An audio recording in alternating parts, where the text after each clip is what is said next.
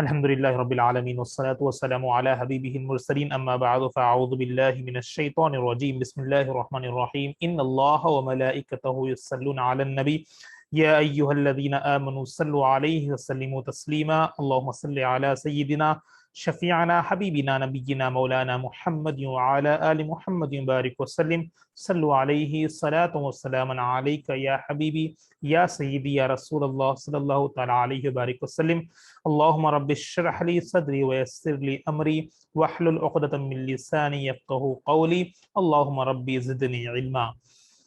تمام سامعین کو، ویورز کو، ناظرین کو السلام علیکم ورحمۃ اللہ وبرکاتہ۔ الحمدللہ ہم انشاءاللہ آج کی اس نشست میں 6واں پارہ 5ویں رکوع سے آغاز کریں گے اور سورۃ المائدہ کا آغاز ہو چکا ہے۔ انشاءاللہ سورۃ المائدہ کو آگے ہم سماعت کریں گے۔ کل 5ویں پارے کا آغاز ہو چکا تھا، ایک رکوع آپ نے ایک آیت آپ نے سماعت کی تھی جس میں وضو کے تعلق سے اور غسل کے تعلق سے مسائل آئے ہیں۔ انشاءاللہ اس کو پھر سے آج پڑھیں گے اور آگے چلیں گے۔ اچھی نیتیں کر لیں، اللہ کی رضا کی نیت سے انشاءاللہ اس پروگرام کا آغاز کرتے ہیں۔ بغور سماعت فرمائیں۔ بسم اللہ الرحمن الرحیم، اللہ کے نام سے شروع کرتا ہوں جو نہایت مہربان ہمیشہ رحم فرمانے والا ہے۔ یا ایہا الذین آمنوا اذا قمتم الى الصلاة فاغسلوا وجوہکم وایدیکم الى المرافق وامسحوا برؤسکم وارجلکم الى الکعبین وان کنتم جنبا فاطہروا وان کنتم مرضی او علی سفر او جاء احد منکم من الغائط او لامستم النساء فلم تجدوا ماء فتیمموا صعیدا طیبا فامسحوا بوجوہکم وایدیکم منه ما يريد الله ليجعل عليكم من حرج ولكن يريد ليطهركم وليتم نعمته عليكم لعلكم تشکرون۔ اے ایمان والو، جب تمہارا نماز کے لیے کھڑے ہونے کا ارادہ ہو تو وضو کے لیے اپنے چہروں کو اور اپنے ہاتھوں کو کوہنیوں سمیت دھو لو اور اپنے سروں کا مسح کرو اور اپنے پاؤں کو بھی ٹخنوں سمیت دھو لو، اور اگر تم حالت جنابت میں ہو تو نہا کر خوب پاک ہو جاؤ، اور اگر تم بیمار ہو یا سفر میں ہو یا تم سے کوئی رفع حاجت سے فارغ ہو کر آیا ہو یا تم نے عورتوں سے قربت مجامعات یعنی جماع کی ہو تو تم پانی نہ پاؤ تو اس صورت میں پاک مٹی سے تیمم کر لیا کرو۔ پس تیمم یہ ہے کہ اس پاک مٹی سے اپنے چہروں اور اپنے پورے ہاتھوں کا مسح کر لو۔ اللہ نہیں چاہتا ہے کہ وہ تمہارے اوپر کسی قسم کی سختی کرے، لیکن وہ یہ چاہتا ہے کہ تمہیں پاک کر دے اور تم پر اپنی نعمت پوری کر دے تاکہ تم شکر گزار بن جاؤ۔ اس آیت میں آپ نے وضو کے تعلق سے اور تیمم کے تعلق سے سماعت کی ہے۔ وضو کے فرض مسائل جو ہے، فرض جو ہے چہروں کو اور کوہنیوں کو ہاتھوں کو کوہنیوں کو سمیت دھو لینا اور سر کا مسح کرنا اور پاؤں کو ٹخنوں تک دھونا، پیروں کو، یہ وضو کے فرض ارکان ہے، فرض ہے۔ یہ دھو کر ہم نماز ادا کر سکتے ہیں۔ اگر غسل آپ پر واجب ہو چکا ہو یا ہو چکا تو غسل کا بھی یہاں پر آیا ہے، آپ لوگ نہا لیں، غسل کر رہے ہیں۔ اگر اس وقت پانی میسر نہ ہو تیمم کر سکتے ہیں، یہ آپ کو بتایا گیا ہے۔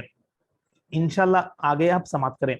وَاذْكُرُوا نِعْمَةَ اللَّهِ عَلَيْكُمْ وَمِيثَاقَهُ الَّذِي وَاثَقَكُم بِهِ إِذْ قُلْتُمْ سَمِعْنَا وَأَطَعْنَا وَاتَّقُوا اللَّهَ إِنَّ اللَّهَ عَلِيمٌ بِذَاتِ الصُّدُورِ، اور اللہ کی اس نعمت کو یاد کرو جو تم پر کی گئی ہے، اور اس کے عہد کو بھی، عہد یعنی وعدہ کو بھی یاد کرو جو اس نے تم سے پختہ طریقے سے لیا تھا، جبکہ تم نے اقراراً کہا تھا کہ ہم نے اللہ کے حکم کو سنا اور ہم نے اس کی اطاعت کی، اور اللہ سے ڈرتے رہو، بے شک اللہ سینوں کی پوشیدہ باتوں کو خوب جانتا ہے۔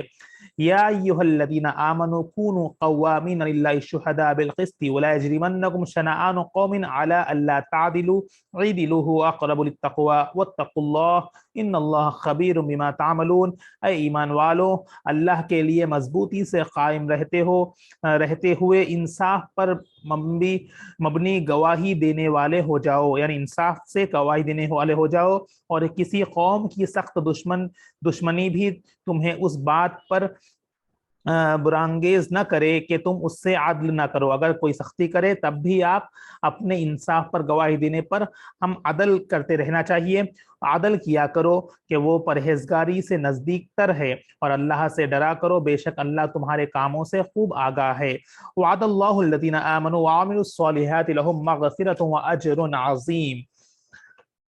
اللہ نے ایسے لوگوں سے جو ایمان لائے اور نیک عمل کرتے رہے وعدہ فرمایا ہے کہ ان کے لیے بخشش اور بڑا اجر ہے۔ جو نیک پرہیزگار ہے ان پر اللہ تعالیٰ وعدہ ہے کہ وہ بخشش اور بڑا اجر، انہیں لیے بخشش ہے اور بڑا اجر ہے۔ والذین کفروا وکذبوا بآیاتنا اولئک اصحاب الجحیم، اور جن لوگوں نے کفر کیا اور ہماری آیتوں کو جھٹلایا وہی لوگ دوزخ میں جلنے والے ہیں۔ صاف صفا قرآن کا اللہ کا فرمان ہے قرآن کے ذریعے سے کہ جو لوگ پرہیزگار ہیں، نیک ہیں، انہیں لیے بخشش ہے اور بڑا اجر ہے، اور جو اللہ کی آیتوں کو نہ مانتے ہیں، کفر کیا کرتے ہیں، وہ ہماری آیتوں کو جھٹلایا ہے، وہ لوگ دوزخ میں جلنے والے ہیں۔ اللہ ہمیں دوزخ کے آگ سے محفوظ فرمائے۔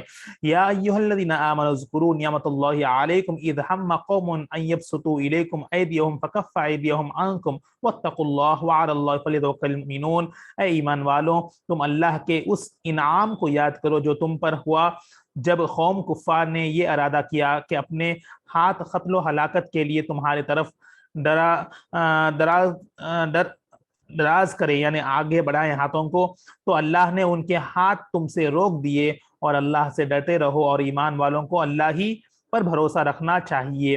یعنی بتایا جائے کہ جب کفار نے قتل کرنے کا ارادہ کیا یا کچھ سازش کی، تو اللہ تعالیٰ نے ان کے ہاتھوں کو روک دیا، کیونکہ اللہ تعالیٰ ہی ایمان والوں کو اللہ ہی پر بھروسہ رکھنا چاہیے۔ وَلَقَدْ أَخَذَ اللَّهُ مِيثَاقَ بَنِي إِسْرَائِيلَ وَبَعَثْنَا مِنْهُمُ اثْنَيْ عَشْرَ نَقِيبًا وَقَالَ اللَّهُ إِنِّي مَعَكُمْ لَئِنْ أَقَمْتُمُ الصَّلَاةَ وَآتَيْتُمُ الزَّكَاةَ وَآمَنْتُمْ بِرُسُلِي وَعَزَّرْتُمُوهُمْ وَأَقْرَضْتُمُ اللَّهَ قَرْضًا حَسَنًا لَأُكَفِّرَنَّ عَنْكُمْ سَيِّئَاتِكُمْ وَلَأُدْخِلَنَّكُمْ جَنَّاتٍ تَجْرِي مِنْ تَحْتِهَا الْأَنْهَارُ فَمَنْ كَفَرَ بَعْدَ ذَلِكَ مِنْكُمْ فَقَدْ ضَلَّ سَوَاءَ السَّبِيلِ۔ اور بے شک اللہ نے بنی اسرائیل سے پختہ عہد لیا، اور اس کی تعمیل، تنفیذ اور نگہبانی کے لیے ہم نے ان میں 12 سردار مقرر کیے، اور اللہ نے بنی اسرائیل سے فرمایا کہ تمہارے ساتھ ہوں، یعنی میری خصوص مدد نصرت تمہارے ساتھ رہے گی اگر تم نے نماز قائم رکھی، اور تم نے زکوٰۃ دیتے رہے، اور میرے رسولوں پر ہمیشہ ایمان لاتے رہے، اور ان کے پیغمبران مشن، یعنی جو پیغمبر آتے رہے ان کی مدد کرتے رہے، اور اللہ کو اس کے دین کی حمایت اور نصرت میں مال خرچ کر کے قرض حسنہ دیتے رہے، تو میں تم سے تمہارے گناہوں کو ضرور مٹا دوں گا، اور تمہاری یقیناً ایسی جنتوں میں داخل کر دوں گا جن کے نیچے نہریں جا رہی ہے۔ پھر اس کے بعد تم میں سے جس نے بھی کفر یعنی عہد سے اعتراض کیا، انحراف کیا، تو بے شک وہ سیدھی راہ پہ سے بھٹک گیا۔ یہاں بتایا جائے کہ بے شک اللہ تعالیٰ نے بنی اسرائیل سے پختہ عہد دیا تھا کہ اگر وہ لوگ نماز قائم رکھیں گے، زکوٰۃ دیتے رہیں گے، تو اللہ تعالیٰ انہیں مدد کرے گا، ان کی نصرت ہوگی ہمیشہ، اور ان کے لیے جنت میں نہریں موجود کر دے گا۔ یہ ان سے وعدہ کیا تھا، اور جو رسول آئے ہیں ان پر ایمان لاتے اگر لائیں گے تو اسی طرح اگر ہم کو اس امت پر غور کرنا ہے کہ کیا ہم بھی اللہ تعالیٰ فرما رہا ہے کہ جو نیک اعمال کرتے ہیں اللہ تعالیٰ ان کے ساتھ ہمیشہ رہے گا، اور جو اس سے اعتراض کرتے ہیں، انحراف کرتے ہیں، تو وہ سیدھی راہ سے بھٹک گیا۔ تو ہمیں غور و فکر کرنا ہے اپنے ایمان پر، کیا ہم اللہ کی آیتوں پر عمل کر رہے ہیں، اللہ کے احکام پر عمل کر رہے ہیں۔ اگر ہم اللہ کے احکام پر عمل کرتے رہیں گے تو بے شک اللہ ہماری کارساز ہے، اللہ ہمارا مددگار ہے، یقیناً اللہ ہمارے ساتھ ہے، کیونکہ اس آیت میں بتایا گیا ہے کہ بنی اسرائیل سے وہ پختہ عہد لیا، اور چونچہ ہم بھی اللہ کے بندے ہیں تو ہم سے بھی یہی امید ہے۔ فبما نقضهم ميثاقهم لعناهم وجعلنا قلوبهم قاسية يحرفون الكلم عن مواضعه ونسوا حظا مما ذكروا به ولا تزال تطلع على خائنة منهم إلا قليلا منهم فاعف عنهم واصفح إن الله لا يحب المحسنين۔ پھر ان کی اپنی عہد شکنی کی وجہ سے، یعنی وعدہ خلافی کی وجہ سے ان پر لعنت کی گئی ہے، کیونکہ وہ لوگ اس عہد کو، اس وعدے کو توڑا تھا، ان کی لعنت کی ہے، یعنی وہ ہماری رحمت سے محروم ہو گئے، اللہ کی رحمت سے محروم ہو گئے، اور ہم نے ان کے دلوں کو سخت کر دیا۔ اللہ ہمارے دلوں کو بھی سخت کرنے سے محفوظ فرمائے، دعا کرتے رہیں، یعنی وہ ہدایت اور اثر سے محروم ہو گئے۔ چنانچہ وہ لوگ کتاب الہی کے کلمات کو ان کے صحیح مقامات سے بدلتے دیتے تھے، اور اس رہنمائی کا ایک بڑا حصہ بھول گئے ہیں جس کی انہیں نصیحت کی گئی تھی، اور آپ ہمیشہ ان کی کسی نہ کسی خیانت پر مطلع ہوتے رہیں گے، سوائے ان میں سے چند ایک کے جو ایمان لا چکے ہیں۔ سو آپ انہیں معاف فرما دیجئے اور درگزر فرمائیں، بے شک اللہ احسان کرنے والوں کو پسند فرماتا ہے۔ کیونکہ وہ لوگ اللہ کے وعدہ خلافی کیے، وعدہ شکنی کیے، اللہ کے حکام کو نہ مانا تو وہ لوگ لعنت کی گئی ان پر، اور اللہ تعالیٰ کے رحمت سے محروم ہو گئے۔ آج ہم بھی اپنے اعمال کو جانچنا ہے، اپنے گریبان میں جھانک کر سوچنا ہے کہ اگر ہم بھی اس کیٹیگری کے لوگوں میں آ رہے ہیں، کیا ہم اللہ کے نافرمان بندے بن رہے ہیں؟ اگر ہم اللہ کے نافرمان بندے بنیں گے تو بے شک اللہ اپنی رحمت سے ہم کو بھی محروم کر دے گا۔ دعا کرتے رہنا چاہیے کہ یا اللہ ہمیں اللہ کے رحمت سے محروم نہ ہونے سے بچائے، ہمیں اللہ کے احکام پر ایمان لانا چاہیے اور کفر کلمات سے بچتے رہنا چاہیے۔ یہ تمام چیزیں ہمارے لیے عبرت ہے، ہمارے لیے ایک پیغام دیتا ہے جو پہلے امتوں پر ہوا تھا۔ وَمِنَ الَّذِينَ قَالُوا إِنَّا نَصَارَىٰ أَخَذْنَا مِيثَاقَهُمْ فَنَسُوا حَظًّا مِّمَّا ذُكِّرُوا بِهِ فَأَغْرَيْنَا بَيْنَهُمُ الْعَدَاوَةَ وَالْبَغْضَاءَ إِلَىٰ يَوْمِ الْقِيَامَةِ وَسَوْفَ يُنَبِّئُهُمُ اللَّهُ بِمَا كَانُوا يَصْنَعُونَ۔ اور ہم نے ان لوگوں سے بھی اس قسم کا عہد لیا تھا جو کہتے ہیں ہم نصارہ ہیں، پھر وہ بھی اس رہنمائی کا ایک بڑا حصہ فراموش کر بیٹھے جس کی انہیں نصیحت کی گئی تھی۔ سو اس بد عہدی یعنی عہد توڑنے کے باعث ہم نے ان کے درمیان دشمنی اور کینہ روز قیامت تک ڈال دیا، اور عنقریب اللہ انہیں ان اعمال کی حقیقت سے آگاہ فرما دے گا جو وہ کرتے رہتے تھے۔ یا اہل الکتاب قد جاءکم رسولنا یبین لکم کثیرا مما کنتم تخفون من الکتاب ویعفو عن کثیر قد جاءکم من اللہ نور وکتاب مبین۔ اے اہل کتاب، بے شک تمہارے پاس ہمارے یہ رسول صلی اللہ علیہ وسلم تشریف لائے ہیں جو تمہارے لیے بہت سی ایسی باتیں واضح طور پر ظاہر فرماتے ہیں جو تم کتاب میں سے چھپائے رکھتے تھے، اور تمہاری بہت سی باتوں سے درگزر بھی فرماتے ہیں۔ بے شک تمہارے پاس اللہ کی طرف سے ایک نور یعنی حضرت محمد صلی اللہ علیہ وسلم آ گئے ہیں، وہ اور ایک روشن کتاب یعنی قرآن مجید بھی آیا ہے۔ یہدی بہ اللہ من اتبع رضوانہ سبل السلام ویخرجہم من الظلمات الی النور باذنہ ویہدیہم الی صراط مستقیم۔ اللہ کے ذریعے ان لوگوں کو جو اس کی رضا کی پیروی ہے سلامتی کی راہوں کی ہدایت فرماتا ہے، اور انہیں اپنے حکم سے کفر و جہالت کی تاریکیوں سے نکال کر ایمان و ہدایت کی روشنی کی طرف لے جاتا ہے، اور انہیں سیدھی راہ کی سمت ہدایت فرماتا ہے۔ جو اللہ کی رضا میں ہے اللہ تعالیٰ انہیں سیدھی راہ کی سمت ہدایت فرماتا ہے، یعنی سیدھی راہ دکھاتا ہے، اللہ انہیں سیدھی راہ پر ہدایت عطا فرماتا ہے۔ لقد كفر الذين قالوا ان الله هو المسيح ابن مريم قل فمن يملك من الله شيئا ان اراد ان يهلك المسيح ابن مريم وامه ومن في الارض جميعا ولله ملك السماوات والارض وما بينهما يخلق ما يشاء والله على كل شيء قدير۔ بے شک ان لوگوں نے کفر کیا جو کہتے ہیں کہ یقیناً اللہ مسیح ابن مریم عیسیٰ ابن مریم ہی تو ہے۔ آپ فرما دیں پھر کون ایسا شخص ہے جو اللہ کی مشیت میں سے کسی شے کا مالک ہو، اگر وہ اس بات کا ارادہ فرما لے کہ مسیح ابن مریم اور اس کی ماں اور سب زمین والوں کو ہلاک فرما دے گا، تو اس کے فیصلے کے خلاف انہیں کون بچا سکتا ہے؟ اور آسمانوں اور زمینوں اور جو کائنات ان دونوں کے درمیان ہے سب کی بادشاہی اللہ ہی کے لیے ہے، وہ جو چاہتا ہے پیدا فرماتا ہے، اور اللہ ہر چیز پر بڑا قادر ہے۔ بے شک وقاتل اليهود والنصارى نحن ابناء الله واحباء قل فلمن يعذبكم بذنوبكم بل انتم بشر ممن خلق يغفر لمن يشاء ويعذب من يشاء ولله ملك السماوات والارض وما بينهما واليه المصير۔ اور یہود اور نصارہ نے کہا ہم اللہ کے بیٹے اور اس کے محبوب ہیں۔ آپ فرما دیجیے اگر تمہاری بات درست ہے تو وہ تمہارے گناہوں پر تمہیں عذاب کیوں دیتا ہے؟ بلکہ حقیقت یہ ہے کہ جن مخلوقات کو اللہ نے پیدا کیا ہے تم بھی انہی میں سے بشر ہو، یعنی دیگر طبقات انسانی ہی کی مانند ہو۔ وہ جسے چاہے بخشش سے نوازتا ہے اور جسے چاہے عذاب سے دوچار کرتا ہے، اور آسمانوں اور زمینوں اور وہ کائنات جو دونوں کے درمیان ہیں سب کی بادشاہی اللہ ہی کے لیے ہے، ہر ایک کو اسی کی طرف پلٹ کر جانا ہے۔ کیونکہ وہ لوگ کا عقیدہ غلط تھا، عیسیٰ علیہ السلام کو اللہ کے بیٹا قرار دیتے تھے، تو اللہ تعالیٰ انہیں بتا رہا ہے کہ اللہ ہی تمام جہانوں کا مالک ہے، وہ ہر چیز پر قادر ہے، جس کو چاہے وہ پیدا فرما سکتا ہے، یعنی جس طریقے سے وہ دنیا میں لا سکتا ہے۔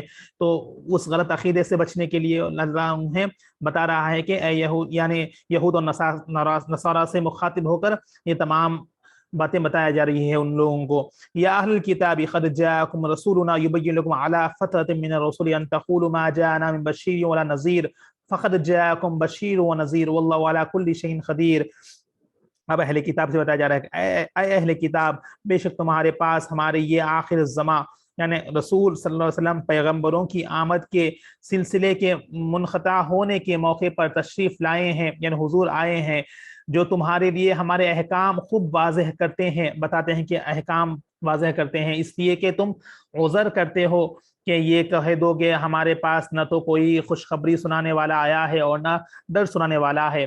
اب اہل کتاب عذر بتاتے یعنی بہانے بتاتے تھے کہ ان کے پاس کوئی رہنمائی کے واسطے کوئی نہیں بھیجا گیا تھا، کوئی خوشخبری سنانے والا نہیں آیا تھا، کوئی ڈر سنانے والا نہیں آیا تھا، وہ عذر پیش کرتے تھے. اس لیے بتایا جا رہا ہے کہ اب تمہارے پاس عذر پیش کرنے کے لیے بھی کوئی نہیں ہے، کچھ نہیں ہے، کیونکہ تمہارے پاس آخر الزماں رسول صلی اللہ علیہ وسلم کو بھیجا گیا تھا تمام احکامات کو خوب واضح فرماتے ہوئے. پھر بھی خوشخبری سنانے والا آیا تھا، ڈر سنانے والا آیا ہے. اب تمہارے یہ عذر بھی ختم ہو چکا ہے، وہ بہانہ بھی تم نہیں کہہ سکتے. اب بلا شبہ تمہارے پاس آخری خوشخبری سنانے والا اور ڈر سنانے والا بھی آ گیا ہے، اور اللہ ہر چیز پر بڑا قادر ہے.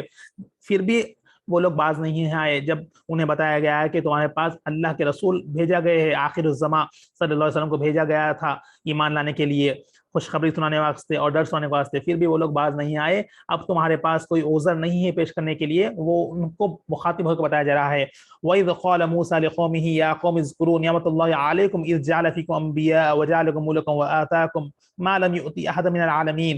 اور وہ وقت بھی یاد کریں جب موسیٰ علیہ السلام نے اپنی قوم سے کہا اے میری قوم، تم اپنے اوپر کیا اللہ کا وہ انعام یاد کرو، یعنی جو ان کو جب اس نے تم میں انبیاء پیدا فرمائے اور تمہیں بادشاہ بنایا اور تمہیں وہ کچھ عطا فرمایا جو تمہارے زمانے میں تمام جہانوں میں سے کسی کو نہیں دیا تھا. ان کو یاد کرنے کے لیے، ان نعمتوں کو یاد کر کر اللہ کی بڑائی بیان کرنے کے لیے بتایا جا ہے. موسیٰ علیہ السلام کو اپنی قوم سے کہہ رہے ہیں یا قوم ادخلوا الارض المقدسۃ التي كتب اللہ لكم ولا ترتدوا على ادباركم فتنقلبوا خاسرین. اے میری قوم، ملک شام یا بیت المقدس کی اس مقدس سرزمین میں داخل ہو جاؤ جو اللہ نے تمہارے لیے لکھ دی ہے، اور اپنی پشت پر پیچھے پیچھے نہ پلٹنا ورنہ تم نقصان اٹھانے والے بن کر پلٹو گے. قالوا یا موسیٰ ان فیہا قوما جبارین وَإِنَّا لَن نَدْخُلُوهَا حَتَّى يَخْرُجُوا مِنْهَا فَإِن يَخْرُجُوا مِنْهَا فَإِنَّا دَاخِلُونَ. انہوں نے جواباً کہا اے موسیٰ، اس میں تو زبردست ظالم لوگ رہتے ہیں اور ہم اس میں ہرگز داخل نہیں ہوں گے یہاں تک کہ وہ اس زمین سے نکل جائیں. بس اگر وہ یہاں سے نکل جائے تو ہم ضرور داخل ہو جائیں گے. قال رجلان من الذين يخافون انعم الله عليهم ادخلوا عليهم الباب فإذا دخلتموهم فإنكم غالبون وعلى الله فتوكلوا إن كنتم مؤمنين. ان چند لوگوں میں سے جو اللہ سے ڈرتے تھے وہ دو ایسے شخص بول اٹھے جن پر اللہ نے انعام فرمایا تھا. اپنی قوم سے کہنے لگے تم ان لوگوں پر بلا خوف حملہ کرتے ہوئے شہر کے دروازے سے داخل ہو جاؤ. سو جب تم اس دروازے میں داخل ہو جاؤ گے تو یقیناً تم غالب ہو جاؤ گے، اور اللہ ہی پر توکل کرو بشرطے کہ تم ایمان والے ہو. جب موسیٰ علیہ السلام سے بتایا جائے کہ ان کی قوم کو بیت المقدس کے اندر داخل ہو جاؤ جو ان کا حدود یہودیوں سے بھرا ہوا تھا اس وقت، تو انہیں بتایا جا رہا ہے کہ ایمان والوں کو اس بیت المقدس جو آج مسجد اقصی جو پہلے قبلہ تھا اس کے حدود کے اندر داخل ہونے کے لیے کہا جا رہا تھا ان کو. تو وہ لوگ بتا رہے تھے کہ ہم اندر داخل نہیں ہوں گے، وہ لوگ ظالم ہیں، ہم پر وہ ظلم کریں گے. اگر وہ لوگ خالی کر کے جائیں گے تو جب ہم اندر داخل ہو جائیں گے. موسیٰ علیہ السلام کی قوم فرما رہی تھی مگر اس میں سے دو شخص جو اللہ پر توکل رکھتے ہیں، انعام رکھتے ہیں، ایمان پکڑ ہے ان لوگوں کا، وہ کہنے لگے تم ان لوگوں پر بلا خوف بغیر ڈر کے اللہ سے ڈرو. وہ لوگوں سے بغیر ڈرے ہوئے آپ لوگ اللہ کے اس بیت المقدس کے اندر داخل ہو جاؤ، دروازے سے داخل ہو جاؤ. تو تم اس دروازے میں داخل ہو جاؤ گے تو یقیناً تم غالب ہو جائے گے، فتح ہو جاؤ گے. اللہ ہی پر توکل کرو بشرطے کہ تم ایمان والے ہو. یہاں پر ہم کو یہ سمجھتے ہیں کہ ہم اللہ سے ڈرتے رہنا چاہیے، اللہ پر ہر چیز توکل کرنا چاہیے، یعنی اللہ کا بھروسہ رکھنا چاہیے. اللہ پر کسی اور سے ڈرنے کے بغیر اللہ پر بھروسہ رکھ کے اگر ہم کچھ کام کریں گے تو اس میں فتح ہوگی، نصرت ہوگی. کامیاب ہوں گے۔ قالوا یا موسیٰ انا لن ندخلها ابدا ما داموا فیہا فاذهب انت وربک فقاتلا انا ہاہنا قاعدون۔ انہوں نے کہا اے موسیٰ جب تک وہ لوگ اس سرزمین میں ہیں ہم ہرگز کبھی بھی وہاں داخل نہیں ہوں گے، بس تم جاؤ اور تمہارے رب ساتھ جائے سو تم دونوں ہی ان سے جنگ کرو، ہم تو یہیں بیٹھے ہیں۔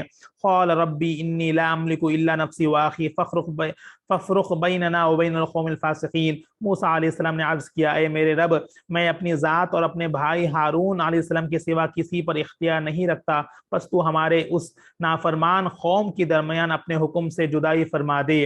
اب موسیٰ علیہ السلام اللہ سے کہنے لگے کہ ان سے جدائی کے لیے دعا مانگے اللہ کے رب سے۔ قال فإنها محرمة عليهم 40 سنة يتيهون في الأرض فلا تأس على القوم الفاسقين۔ رب نے فرمایا پس یہ سرزمین ان نافرمان لوگوں پر 40 سال تک حرام کر دی گئی ہے، یہ لوگ زمین میں پریشان حال سرگرداں پھرتے رہیں گے، سو اے موسیٰ اب اس نافرمان قوم کے عبرتناک حال پر افسوس نہ کرنا، کیونکہ وہ لوگ موسیٰ علیہ السلام کی قوم نہیں سن رہی تھی۔ اب جب اللہ پر بھروسہ نہیں رکھ کر وہ لوگ مان نہیں رہے تھے تو ان کے کام کی وجہ سے جب موسیٰ علیہ السلام نے دعا کی ان سے جدائی کے واسطے، اللہ تعالیٰ نے فرما دیا کہ 40 سال تک یہ لوگ اس سرزمین میں داخل نہیں ہو سکیں گے، بھٹکتے رہیں گے، اب تم اس پر افسوس نہ کرنا۔ ان کے اعمال نے ان کو اس سے وہ کر دیا۔ یہ موسیٰ علیہ السلام کا واقعہ تھا۔ وَاتْلُ عَلَيْهِمْ نَبَأَ ابْنَيْ آدَمَ بِالْحَقِّ إِذْ قَرَّبَ قُرْبَانًا فَتُقُبِّلَ مِنْ أَحَدِهِمَا وَلَمْ يُتَقَبَّلْ مِنَ الْآخِرِ قَالَ لَأَقْتُلَنَّكَ قَالَ إِنَّمَا يَتَقَبَّلُ اللَّهُ مِنَ الْمُتَّقِينَ۔ اے نبی مکرم آپ ان لوگوں کو آدم علیہ السلام کے 2 بیٹوں حابیل اور قابیل کی خبر سنائیں جو بالکل سچی ہے۔ جب دونوں نے اللہ کے حضور ایک قربانی پیش کی سو ان میں سے ایک حابیل کی قبول کر لی گئی اور دوسرے قابیل سے قبول نہ کی گئی، تو اس قابیل نے حابیل سے حسد اور انتقام کہا میں تجھے ضرور قتل کر دوں گا۔ اس حابیل نے جواباً کہا بے شک اللہ پرہیزگاروں سے ہی نیاز قبول فرماتا ہے۔ اب یہاں پر آدم علیہ السلام کے جو 2 بیٹے ہیں حابیل اور قابیل، ان کا واقعہ ہے مختصر، اس سے مجھے یہ سمجھ میں آ رہا ہے کہ علماء کا بتاتے ہیں کہ حابیل اور قابیل کو 2 قربانی کچھ ادا کرنے کی کہا گئی تھی، اس میں سے ایک کی قربانی قبول ہو گئی اور حابیل کی قبول کر لی گئی اور دوسرے قابیل کی قبول نہ کی گئی۔ اب قابیل نے حابیل سے حسد رکھا، یعنی بھائی کی بھی اس میں حسد آ گیا، وہ انتقام لینا چاہا، حابیل نے قابیل سے انتقام لینا چاہا۔ حابیل کی قبول ہونے کی وجہ سے قابیل، خوف سے قابیل سمجھ گئے، قابیل نے حابیل کو قتل کرنا چاہا، انتقام کرنا چاہا، اس لیے میں تجھے ضرور قتل کر دوں گا۔ اس حابیل نے جواباً کہا، اب جو جس کی قربانی قبول ہو گئی حابیل، اس نے کہا ہے اللہ تعالیٰ بے شک ہر پرہیزگاروں کی ہی نیاز یعنی قربانی کو قبول فرماتا ہے، وہ جواب اس نے عطا فرمائی۔ آگے آپ وہ واقعہ سماعت کریں گے۔ اور یہ بھی یاد رکھیں کہ دنیا میں جو پہلا جو قتل کیا گیا ہے وہ حابیل نے قابیل کے کیا ہے، قابیل نے حابیل کو کیا ہے۔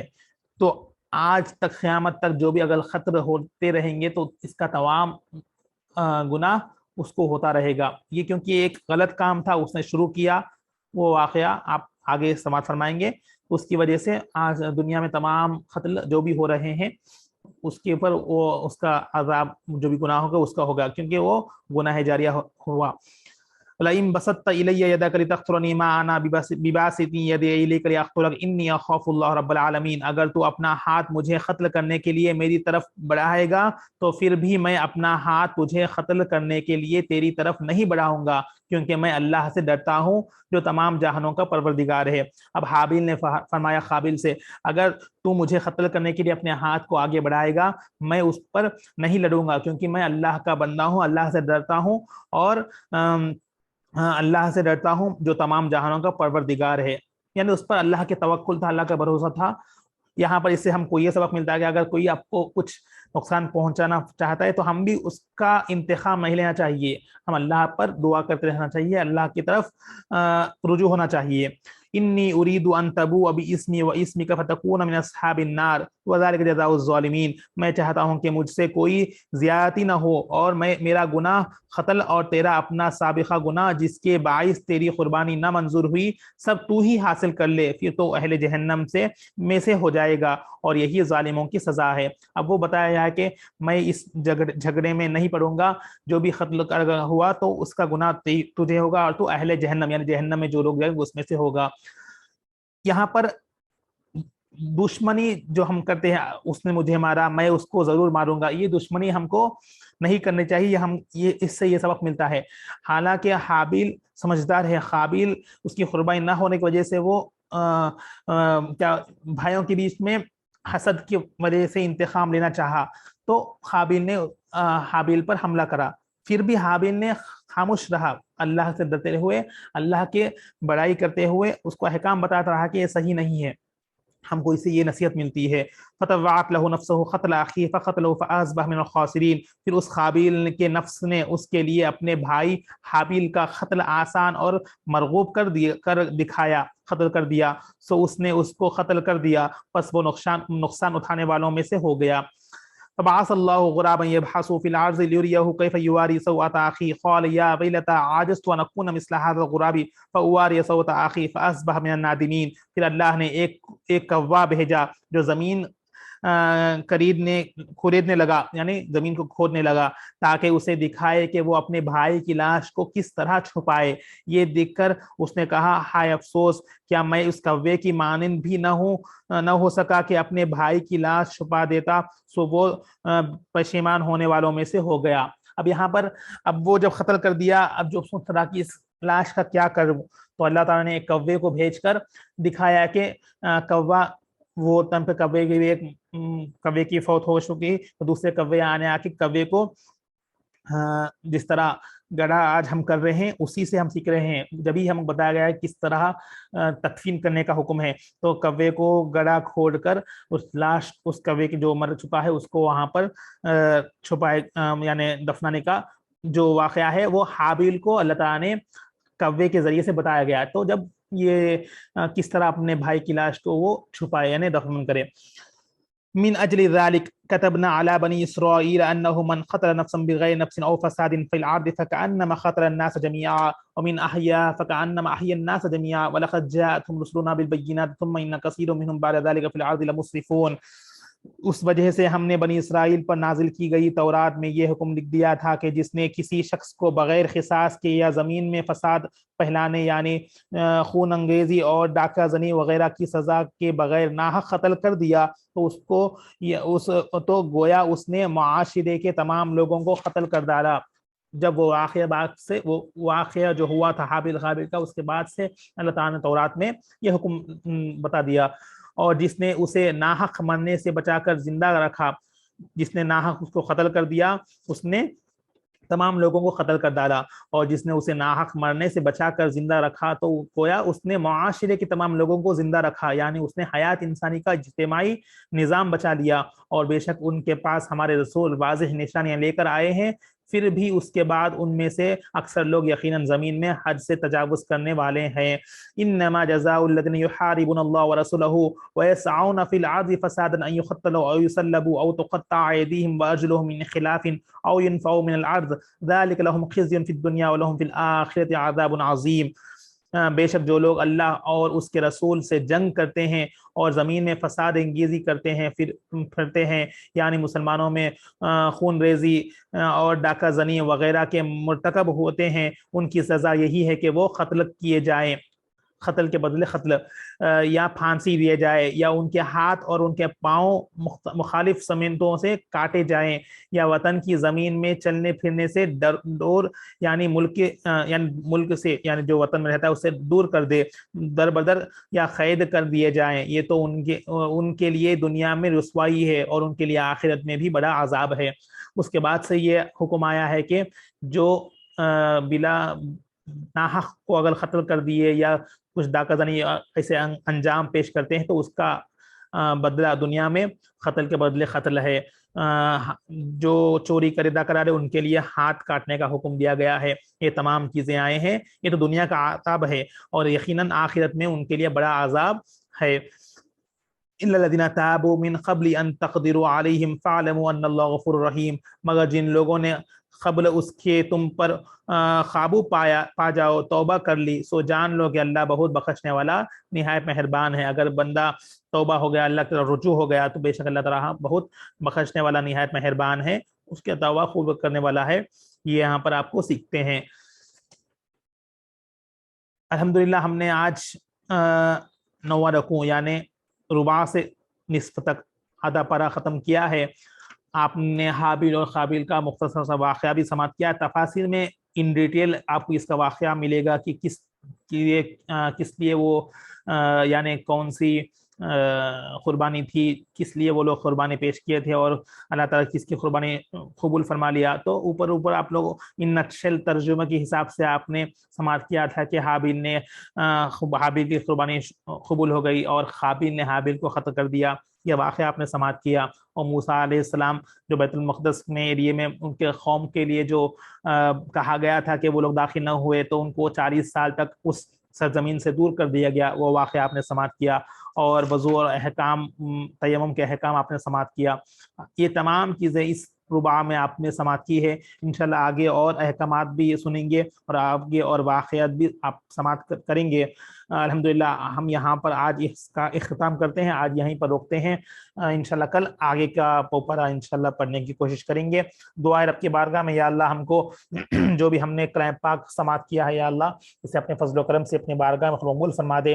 جو یا اللہ ہمارے اس بیٹھنے کو اٹھنے کو یا اللہ سننے کو یا اللہ اپنے فضل و کرم سے اپنی بارگاہ میں قبول فرما دے میرے مولا. یا اللہ اس اگر پڑھنے میں کچھ کوتاہی ہو یا غلطی ہو یا اللہ اپنے فضل و کرم سے یا اللہ ہمیں معاف فرما دے. یا اللہ اس کلام پاک کے فیض کو یا اللہ ہمارے سینوں میں ڈال دے. یا اللہ اس کے صدقے سے یا اللہ آج ہم نے جو سنا ہے یا اللہ غیر ضروری ناحق کو قتل کرنا، ڈاکہ زدی کرنا یا اللہ چوری یا جو بھی کر رہے ہیں یا اللہ تمام اس برے کاموں سے یا اللہ ہم کو محفوظ فرما دے، امت مسلمہ کو محفوظ فرما دے. یا اللہ ہم سب کو یا اللہ تمام احکام کو سیکھنے کی توفیق نصیب فرما دے. یا اللہ خاص کر یہاں پر بتایا گیا ہے یا اللہ تیرے احکام کو نافرمان بندوں کو یا اللہ جہنم میں ڈالا جائے گا. میرے مولا ہم سب کو جہنم کی آگ سے محفوظ فرما دے. ہم سب کو یا اللہ تیرے احکام کو سمجھنے کی توفیق نصیب فرما دے، ایمان لانے کی توفیق نصیب فرما دے، ایمان کو پختہ فرما دے. تیرے پیارے حبیب پر ایمان لاتے ہوئے یا اللہ خاص کر ایمان لاتے ہوئے یا اللہ اس پر عمل کا توفیق نصیب فرما دے. یا اللہ امت محمدیہ میں رہتے ہی اللہ سنتوں پر عمل کرنے کی توفیق نصیب فرما دے. جو بیمار ہے تمام کی بیماریوں کو دور فرما دے، جو پریشان حال ہے تمام کی پریشانی دور فرما دے. اس کلام پاک کے صدقے سے میرے مولا، اس کلام پاک کے صدقے سے اپنے فضل و کرم سے یا اللہ جو پریشان حال ہے تمام کی پریشانیوں کو دور فرما دے. ہمارے والدین کی مغفرت فرما دے. ہم سب کو یا اللہ دین و دنیا میں کامیابی نصیب فرما دے، ایمان کی حلاوت نصیب فرما دے، جھوٹ غیبت بغض کینہ کبت تمام برائیوں سے محفوظ فرما دے. یا اللہ آج نے ہم سنا ہے یا اللہ 2 بھائیوں کے بیچ میں حسد کی وجہ سے یا اللہ اس قتل کر دیا. یا اللہ ہم سب کے دلوں سے یا اللہ حسد کو دور فرما دے، بھائیوں میں محبت نصیب فرما دے. یا اللہ عزیز و خالد میں محبت نصیب فرما دے، حسد جیسی بیماریاں سے محفوظ فرما دے، حاسدین کے حسد سے محفوظ فرما دے، شیاطین کے شر سے محفوظ فرما دے، زمینی فتنوں سے آسمانی بلاؤں سے محفوظ فرما دے.